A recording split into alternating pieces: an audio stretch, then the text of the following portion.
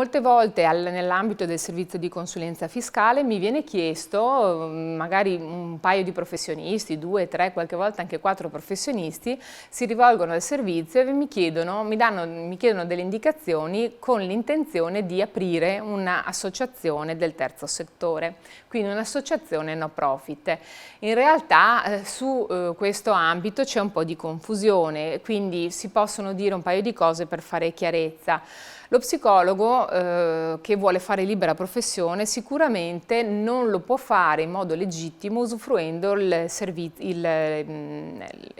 sistema dell'associazione del terzo settore, è un'associazione culturale che nasce di fatto come associazione di volontariato, non per perseguire scopi di lucro e quindi non è lo strumento adatto per l'esercizio di un'attività professionale. La volontà di più professionisti di associarsi è legittima perché effettivamente tante volte anche l'unione tra più professionisti dà la possibilità di sviluppare sinergie e collaborazioni, quindi è sicuramente una buona iniziativa, ma diciamo che normalmente non andrebbe canalizzata nell'ambito di un'associazione del terzo settore. Piuttosto sarebbe più opportuno canalizzarla nell'ambito di un'associazione professionale, quindi uno studio associato professionale, o magari anche nell'ambito di una società tra professionisti, pur oggi essendo ancora uno strumento poco sfruttato per tante incertezze che ancora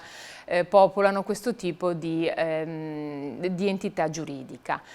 Nulla vieta comunque, forse questo è bene chiarirlo, che più professionisti possano anche con partite IVA individuali andare a collaborare, creare quindi delle collaborazioni, delle sinergie, delle joint venture, presentare anche dei progetti a più mani, magari ad enti strutturati, a scuole e via dicendo, e quindi creare comunque una rete di collaborazione, anche se poi nella loro entità giuridica e fiscale hanno delle partite IVA individuali.